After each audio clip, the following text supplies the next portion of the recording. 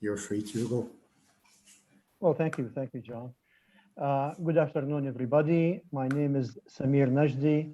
I'm the Vice President for Academic Affairs at Al-Quds Open University in Palestine. My speech today is titled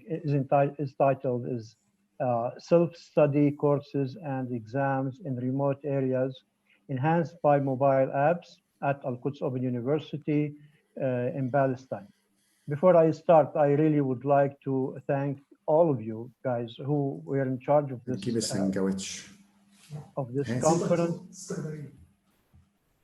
conference for your efforts. I mean, you are doing a very great job.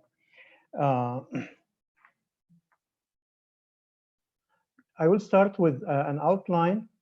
First, I will introduce Al-Quds Open University with a quick overview. Then quickly review the advantages of mobile learning as we see it at Al-Quds Open University. Then mobile learning at QOU will be addressed, how it was used,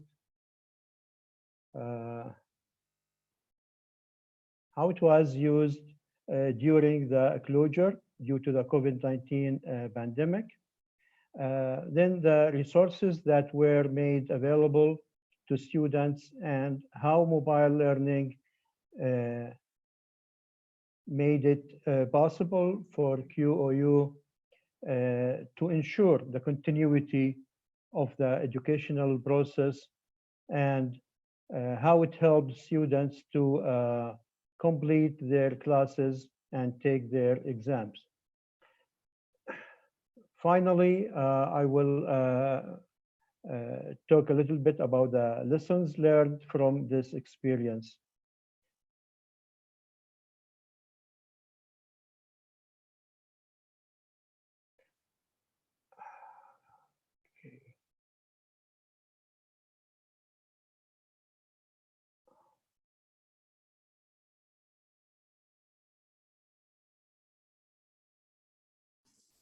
Professor Samir, we see a blank slide. Okay.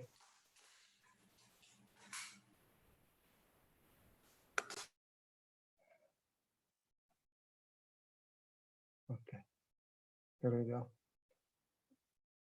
I was trying to use the camera, but it seems that I'm having different. Oh, okay, never mind.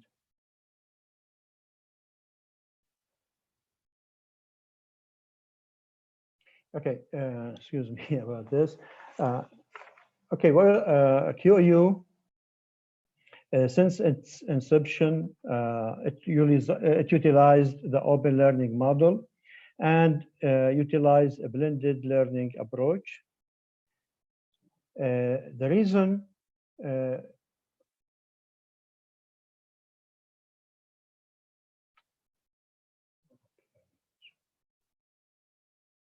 okay. The reason was to overcome the closure imposed by the Israeli occupation and to make education available to all Palestinians across Palestine. To achieve this goal, QOU opened branches almost in every city, 14 in the West Bank, and with about 78% of the students, and 5 branches in Gaza Strip with about 22% of students. With the 19 branches, QOU ensured the availability of quality education to all Palestinians. Currently, QOU has around 50,000 actively enrolled students, which makes it the largest university in Palestine in terms of number of students.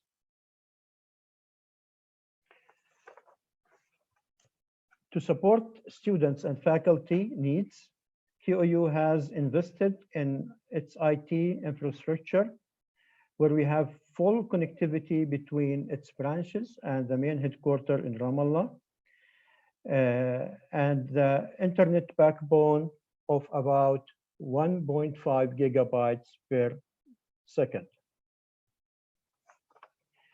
In addition, QOU has developed web-based and mobile-based educational applications and utilized open source educational environment like Moodle and Big Blue Button. E-learning and IT support is provided by two main centers, the Information and Communication Technology Center and the Open Education Center, where they take care of the network in terms of programming and in terms of backup and security and maintenance, and also in producing the e-learning materials. In 2015, QOU has launched an educational satellite channel called Al-Quds Educational Channel.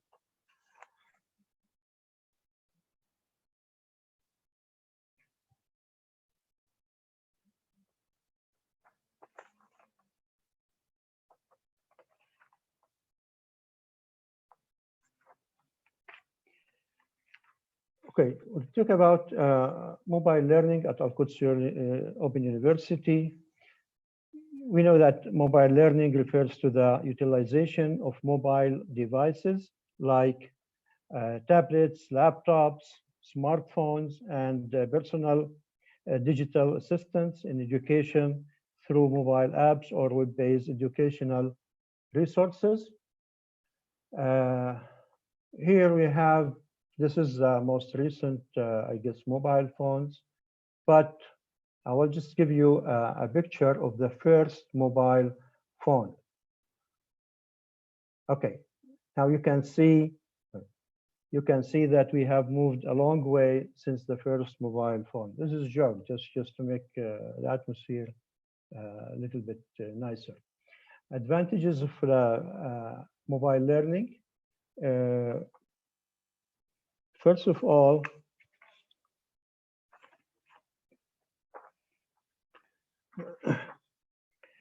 mobile learning is here to stay. It's not going away anytime soon. On the contrary, it is becoming more and more attractive and reliable due to its effectiveness in comparison with traditional desktop-based learning.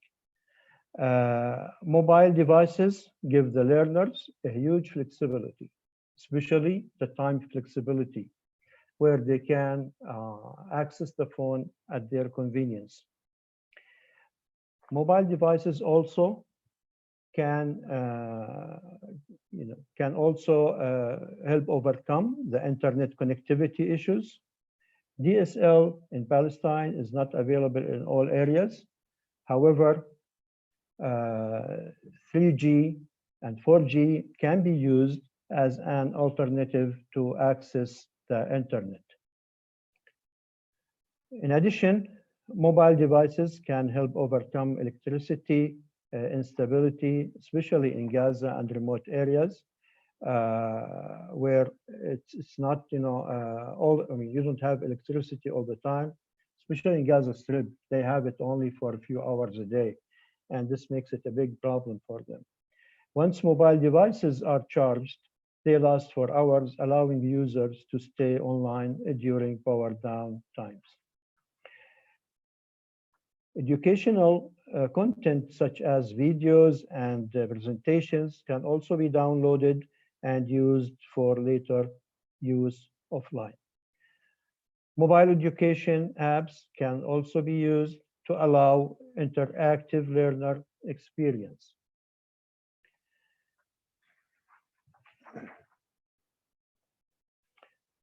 The advantages of mobile learning, to continue, since learners are using technology, we can consider mobile learning as it can contribute to digital literacy. Due to their portability, mobile learning are considered very relevant to open learning because of their flexibility. They allow users to access to education from anywhere at their own convenience.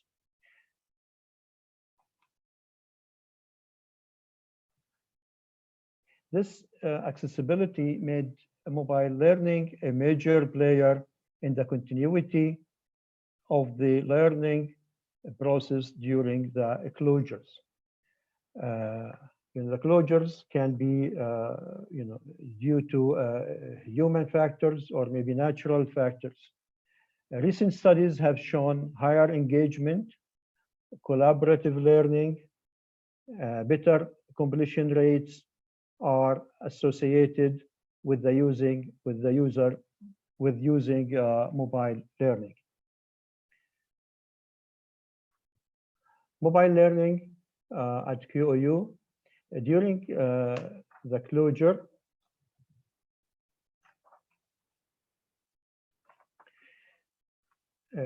we had to switch to 100% e-learning. Before that, Al-Quds Open University used to use the blended style in teaching, where students had to come to the campus and they're required to take their exams in face-to-face settings. However, when the pandemic hit, we had to switch totally to e-learning. And there were some statistics that showed very active engagement of the students using e-learning during the second semester of last year.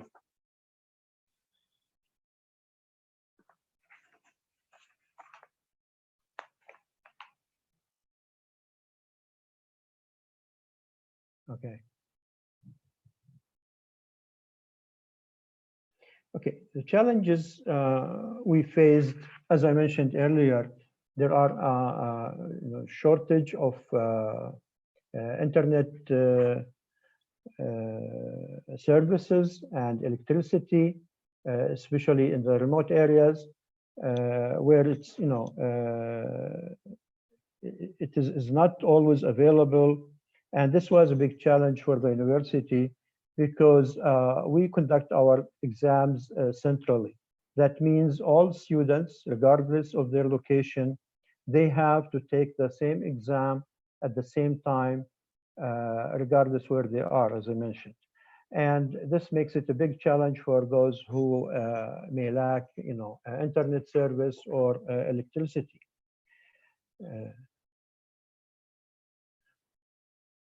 And as I mentioned, also the connectivity, it's either not stable or not available. I mentioned about the exams. However, we realized at the university the potential of mobile learning to ensure education continuity. So smartphones are almost available to all with reasonable prices. All students have access to smartphones, therefore, and they are familiar with the usage. With batteries also, as I mentioned, they can last for hours, and the service of 3G and 4G for connectivity also can be utilized. This made it possible for the students to be able to use the devices and to study and complete their coursework.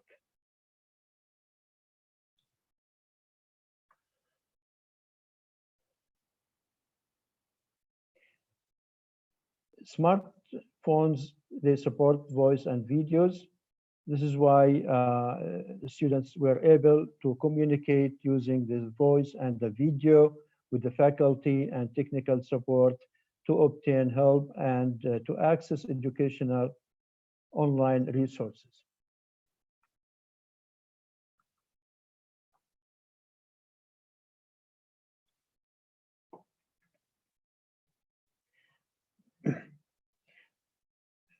QOU provided a number of online resources in addition to the satellite educational channel that broadcasts educational programs.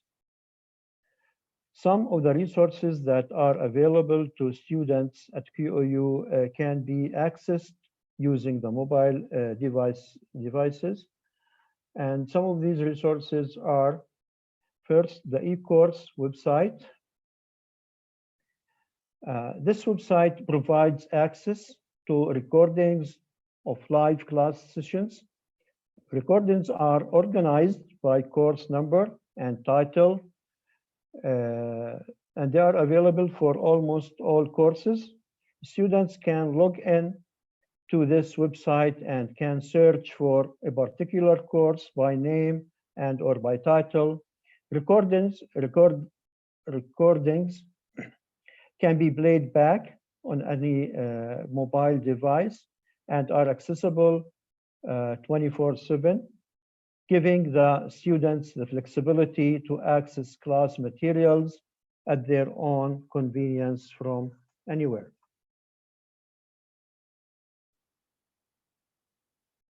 Another resource is the QOU video platform. We call it QTube. It's very similar to YouTube. This platform has open access to the public and requires no credentials. QTube provides access to educational videos. The videos are categorized in this site by college and specialization, making it easy for the students to access it. Another is the QOU SlideShare platform. This resource, it is also an open access resource.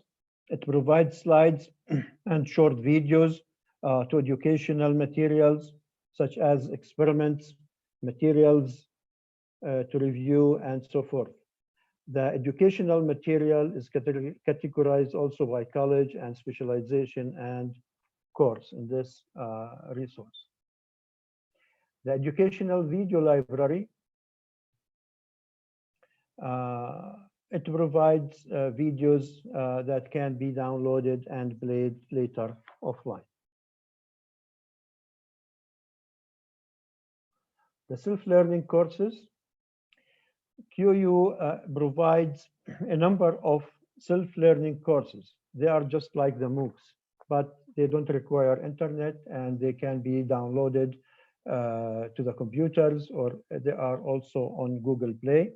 They are available as a mobile apps or web-based and downloaded. These are complete courses that feature short videos, text, slides, interactive activities, and self-assessments.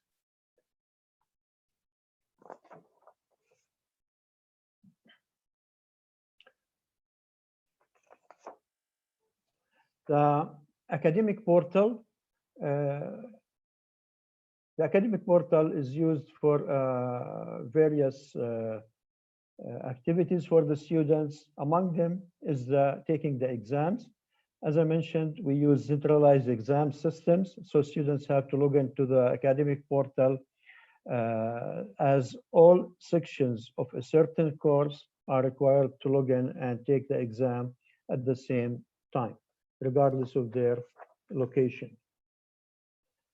Social networking website. This website or the social network is used to communicate with students and encourage group discussions. Many teachers create WhatsApp group for each section they teach. The students can post questions to the group and they get answered by either the teacher or by other classmates. Okay, the lessons learned from this experience is that mobile learning is a viable means to ensure the continuity of educational process during closures. By utilizing mobile learning, students at QOU were able to learn